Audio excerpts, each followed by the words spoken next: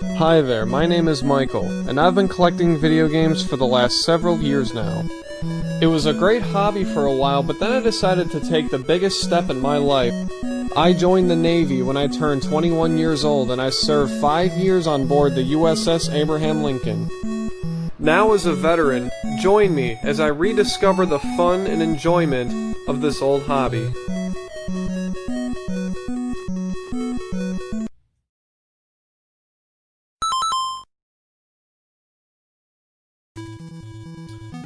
Alright you guys, well, I wanted to be the first one to say welcome. I'm glad you're all here to my first major video here on my channel. I figured that this would be a really great way to kind of start off by showing you guys what I'm all about and just giving you a little bit of a preview of all the different collections of systems and games that I have. A little bit of a disclaimer though, this is not completely done yet. I still have quite a bit of stuff that I need to get from my parents' house. Because before this, all of this stuff that you see right here was in my parents' basement, kind of hilariously enough. Now that I have my own house, I kind of have to keep everything all in one room, so I have to get really creative with how I have everything displayed, and I really got to be careful with what I choose to have out and what I choose to have in storage. So this isn't fully done yet, and also another thing worth pointing out, my seating situation isn't exactly top-notch. Like, for right now, in front of the TV, I just have a crappy little folding chair. But, you know what, you gotta make do with what you got. And I'm glad that I have all of this here, and I'm glad that I have at least a pretty good jump start on having this displayed the way that I want. So, without further ado, let's go ahead and get started with the room tour, and I hope you guys like what you see.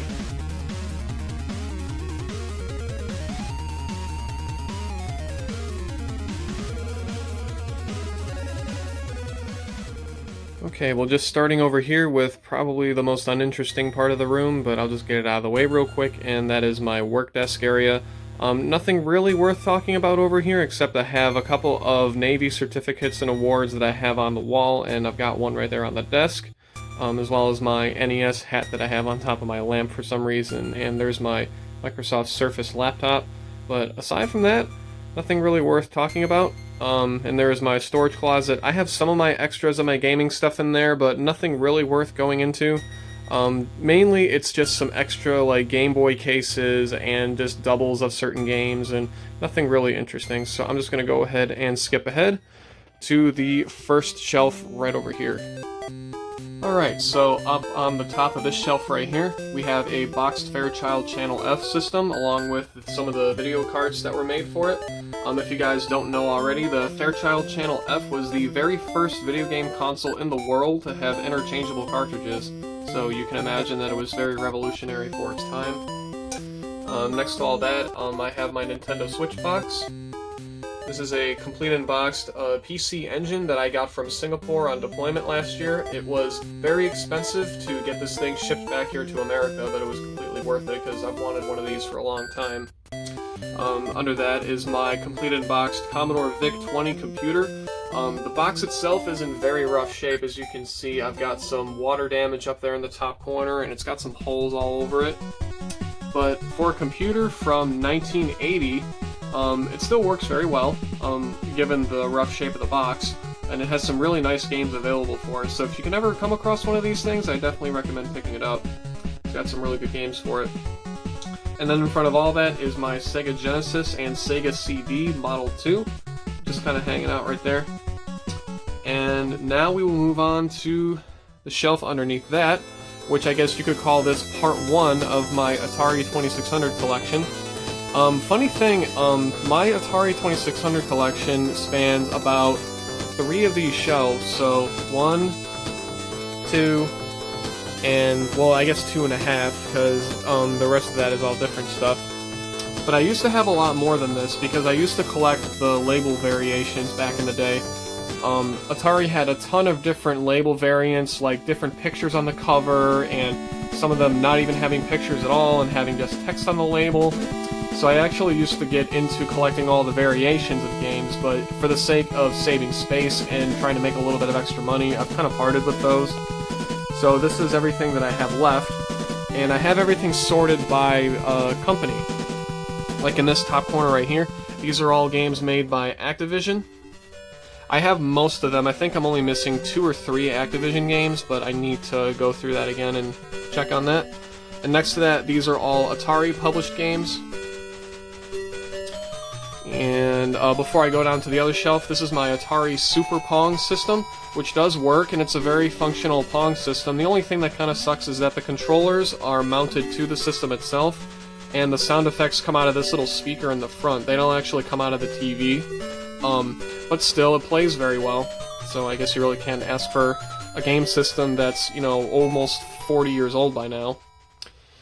So moving on now to the next shelf down is the other part of my Atari 2600 games, and in this case right here, this is probably my most valuable Atari game that I have. This is called Rescue Terra 1, and it was published by a company called Venture Vision, and I can't remember exactly how much I paid for this. I know it wasn't much, but when I found it, I had no idea how much it was actually worth until I got home. Last time I checked, this game went in between the like $200 to $300 range in value, but I didn't pay anywhere near that, because the store that I got it from never really sold Atari games very much, so it was practically just being given away because they didn't really want them in their store. So I was very lucky to get that. But behind it is the rest of my collection. Lots of good ones in here. Nothing terribly rare. I have most of the popular ones.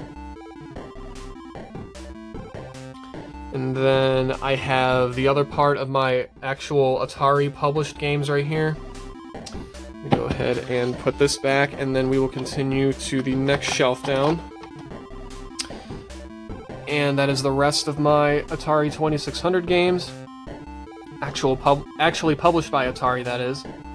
And then next to that is my Atari 7800 system collection. I don't have very much, but I have most of the popular ones. And then in front of all of that, these are my ColecoVision games. Again, nothing terribly rare. I have a couple of obscure ones, like I have a copy of Centipede that was actually published by Atari themselves to be played on ColecoVision, which is kind of crazy to think. That'd be kind of like if Nintendo published a game to be played on the PS5 nowadays. And then the other sort of obscure one is in a Magic game, Moonsweeper. Other than that, pretty common stuff, nothing terribly expensive or rare. And then behind all of that, these are my Atari 5200 games, which I hate how these don't have any end labels on them, so you can't even really tell what the game is unless you actually pull it out and look at it. But I'll eventually make individual collection videos for all of these to show you guys exactly what I've got. And then next to all that, these are my only boxes for Atari games, nothing special, just, yeah, basketball, blackjack, baseball, Tank Plus, and Target Fun. Yep, that's it. And the next shelf down, this is my entire Intellivision collection, which is surprisingly a lot bigger than I thought. I think I have about 2/3 of a complete set, believe it or not. Most of them are loose. I have quite a bit of box games, as you can see here, and a lot of these loose games I also have the overlays that go with it and the instructions, so I can actually play them. This guy right here is probably my most valuable Intellivision game that I have. If you guys have never heard of a game called Burger Time, it was an arcade game that, I'm trying to remember the company that published it, I can't remember at the top of my head. But anyway, they produced a sequel for that game on the Intellivision, and that's this right here. It's called Diner. And this is probably in the top 3 most valuable games for the system. And the crazy thing is, I got that in a lot with a lot of this other stuff, and I had no idea how much it was worth until I brought it home and did some research on it. So I got very lucky with that one. And then the last shelf down here is a mixture of a bunch of different stuff. Here's my Sega Saturn collection. I have quite a bit of games actually for it. And in front of that, these are my only 3 Sega CD games. Night Trap, Sylphied, and Tomcat Alley. That's it. I don't really have much for Sega CD. I'd like to get more games, but it's really hard to find these in good shape because these are made of like a really brittle, hard plastic that crack real easily. So it's easy to find the discs for these, but to find a case that's in good shape nowadays is pretty difficult. Next to that is Xbox, GameCube, and PS2. Well, mainly PS2 and Xbox. I have Mario Kart for GameCube, just kind of chilling up here for some reason because I played it not that long ago. And then next to all of that is my Sega Master System games. I have most of the popular ones. I don't have anything terribly rare or expensive, but I have a lot of the most popular games like Shinobi, Outrun, Afterburner, Alex Kidd, Alien Syndrome, Thunderblade, like most of the popular ones. I don't want to get into that too much, but that is it for this whole shelf here, as I'm sitting on the floor filming this, and we are going to move on to the next part of the room. Okay, and right there on top of the door is a metal NES sign that I got from Amazon about a year ago, and it fits perfectly up there, so I thought that that would be a really good home for it. So now let's take a look at what I like to call the Wall o' Boxes, which is just like a huge collection of all of my boxed consoles. So starting down here, I have a complete and boxed NES Deluxe set. Above that is my complete and boxed NES Action set. Next to that is my complete and boxed Power Glove.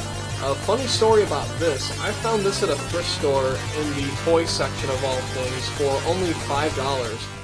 And at the time, I didn't have any money on me, so I basically had to beg my sister to pay for it for me, and I just told her I would pay her back when we got home.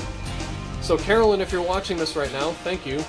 You know, it makes a pretty awesome addition to the collection here. Underneath that is another thrift store find, and this is a complete and boxed Sega Genesis system that I got for only $20. And the box is in near mint condition, and it's got everything in there. All the manuals, the styrofoam, the controllers, the game, everything. That was a really awesome score right there. And in front of that, this is probably the only non-gaming related thing that I have up here, and this is my autographed Al Kaline baseball and baseball card. And I was fortunate enough to get this like right before he passed away. And I really wanted to have it displayed somewhere, but I guess for now it's just going to chill up here until I can find somewhere else to put it. But next to that, this is a mostly complete original Game Boy. The only thing that I don't have in here is just the original headphones that came with it, but I have everything else. It's got the styrofoam, the game, well, the batteries aren't in there because the batteries are almost, you know, over 30 years old. But I do have mostly everything else in here, and the box itself is in really good shape. So, really cool to have that. Next to that, or really behind it, is my complete and boxed Virtual Boy. Above that is my NES Control Deck set. This is just an empty box. It doesn't have anything in there, but I thought it would make for a pretty cool display piece, so I wanted to keep that out. Right there is a Lego Mario that I made a long time ago, but I just wanted to keep him out. I couldn't part with it. And he is standing right on top of a Famicom Disk System AC adapter. Pretty hard to find, especially with this little box right here. You wouldn't think that a box for a plug would be so expensive, but this guy can fetch you quite a bit of money. And this stack right here has got a bunch of different stuff. On top is a complete and boxed original Nintendo 3DS. Next to that is a new Nintendo 2DS XL box.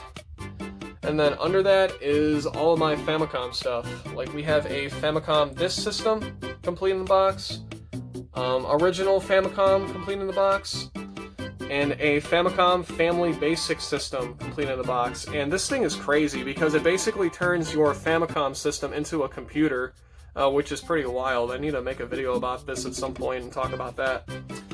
And then under that, I have a couple of Pong systems in the box. This is a Magnavox Odyssey 2000 and Magnavox Odyssey 200 complete in the box. What the difference is between these two, I have no idea. I honestly have no idea, because a lot of these Pong systems are very similar. There's very subtle differences between them, but at some point I'll probably make a video talking about these and kind of showing off what these guys do, because, you know, Pong is always fun. You know, Pong is timeless. So if you can get your hands on a Pong system, I highly recommend it.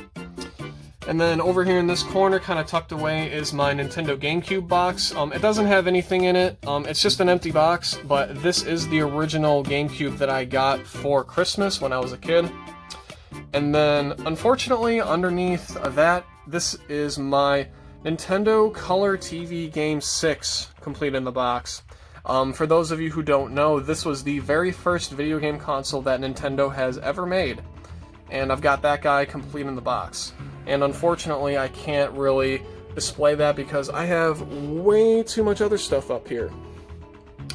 So that is the Wall-O games, or really the Wall-O boxes, as I like to call it.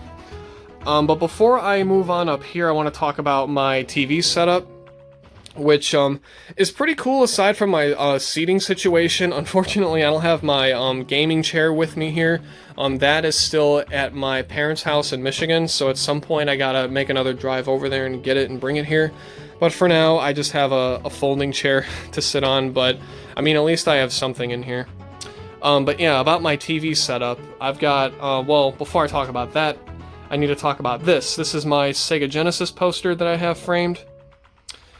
And then, of course, this is the first part of the TV setup, and on this little guy right here, I've got the Xbox, GameCube, N64, and PS2 all hooked up at once to this thing, and you can switch them all around with this little switch box right here. So that's pretty nice that I can have all these hooked up at once.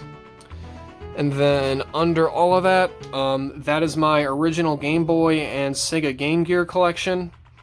There's a Sega Game Gear just kind of hanging out. And then next to that is my Game Boy Advance collection.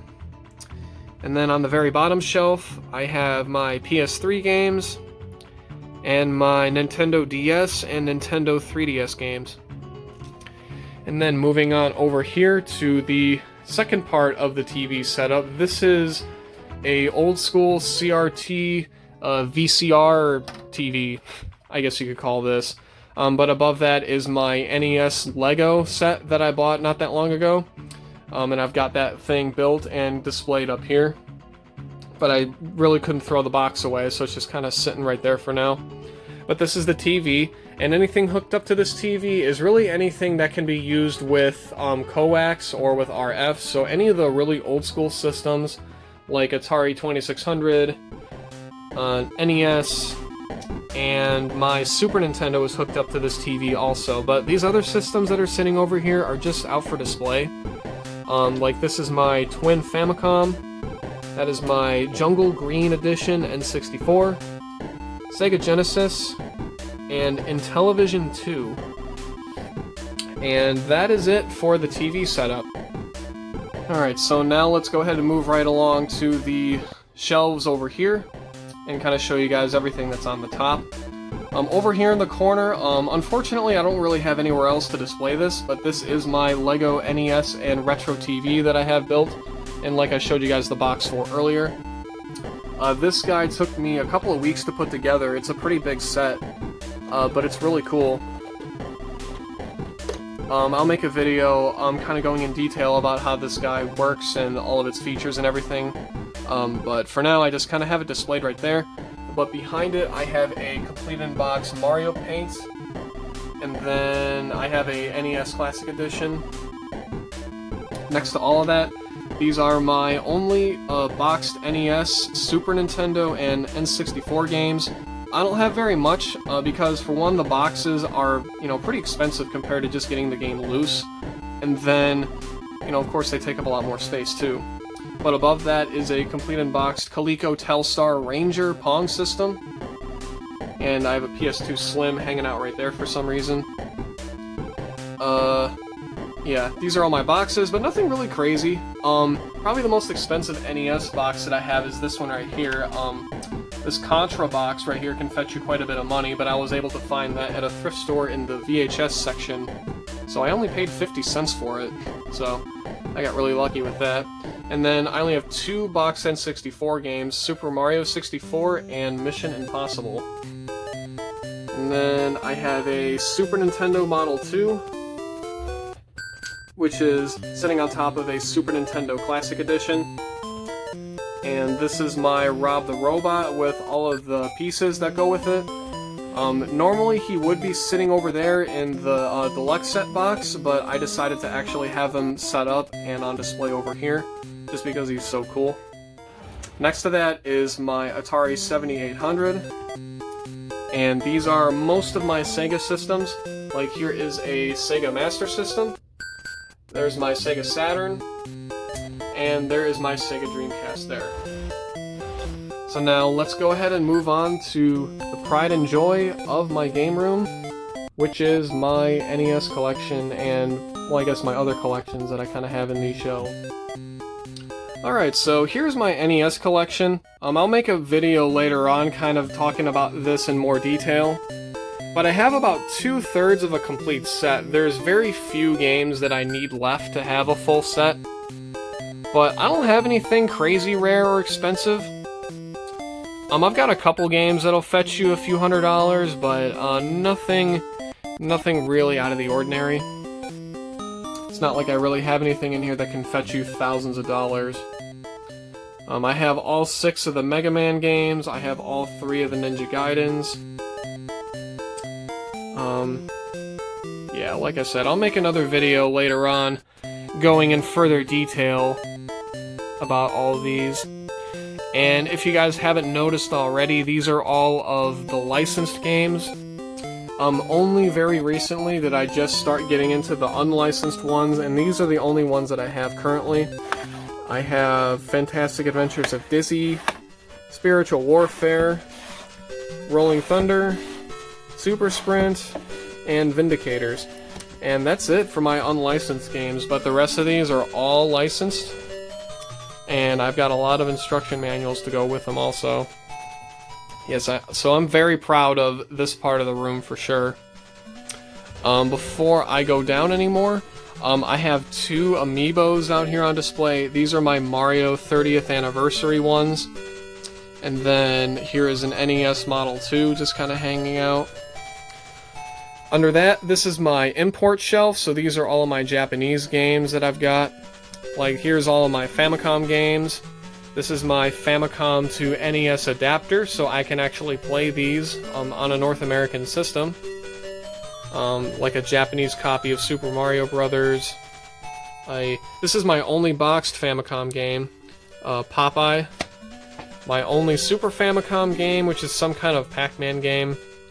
These are all my Famicom Disk System games.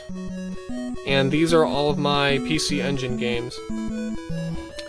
Under all that, this is my Sega Genesis stuff. Nothing too crazy and expensive. The only real valuable game that I've got right here is Castlevania Bloodlines, complete in the box. And aside from having a few nicks in the corners, this is in beautiful shape. And this is definitely my most expensive Genesis game, and like a lot of these other games, I got this and didn't realize how expensive and rare it really was until I brought it home. I got this for not nearly what it's actually worth now. And then under that, this is my handheld shelf. I got everything from Game & Watch to original Game Boy to Game Boy Advance, Game Boy Color, Nintendo DS, 2DS, Switch Lite, Atari Lynx, PSP, I mean, you name it, I've probably got it. And then, under that, this is my Magnavox Odyssey 2 box system and games. And then right here is kind of a hodgepodge of a bunch of different stuff. I kind of have to lay on the floor here to show you this.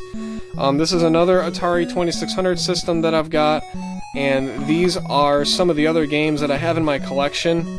If you guys collect for Atari, you guys know about these, because these are horrible to stack, and these are awful because there's no pictures on these at all. It's just the name of the game with a sticker, and that's it. But I really couldn't think of anywhere else practical to keep them except for right here. And then I have my N64 games, my Virtual Boy games. I only have 3 of them. I can go ahead and show you real quick what I've got. I have Red Alarm, Teleroboxer, and Mario's Tennis. These are my Dreamcast and PS1 games, PSP, and the rest of my GameCube games. I don't have very much for GameCube, especially now. It's starting to climb in price a lot, so it's getting pretty expensive to collect for the GameCube. And then on the bottom shelf over here, this is my Super Nintendo collection.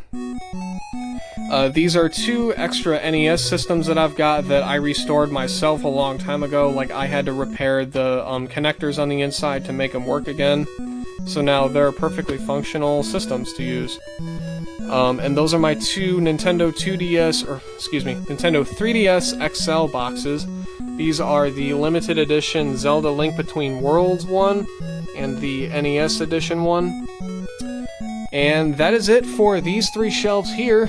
And once again, I am laying on the ground to be able to film this properly. So I'm gonna go ahead and stand up and show you guys the last little bit of the game room here. Alright, so right over here, this is my Nintendo Game Plan poster that was actually in my deluxe set box, but I really wanted to get this guy framed and put on the wall because it's such an awesome poster. And then over here is my gaming literature. Like, this is my ultimate guide to the NES library, which is a massive book. Had to have that. This is an extra NES dust sleeve with some extra instruction manuals and cheat sheets and Game Genie codes and just a bunch of randomness in there. An Atari, a Commodore VIC-20 computer reference guide. And these are all of my Nintendo Power issues. And a lot of these are vintage. Well, really, all of Nintendo Power is vintage if you think about it now, because they don't have any new issues. But a lot of these are from, like, the early 90s and late 80s. I'll probably make a video talking about these at some point. I'm not the biggest fan of Nintendo Power. I never grew up with it, but I think that they're very nice magazines. They were very well made back in the day. And then I've got a bunch of bins here of controllers. I sort of have these sorted by system, but not really. Like, here are my NES controllers, zappers, and joysticks kind of crammed in here. It's pretty hard to open and close because I have so much in there. Let's see, GameCube, N64, Super Nintendo, PS1, and Genesis. A bunch of stuff in that one.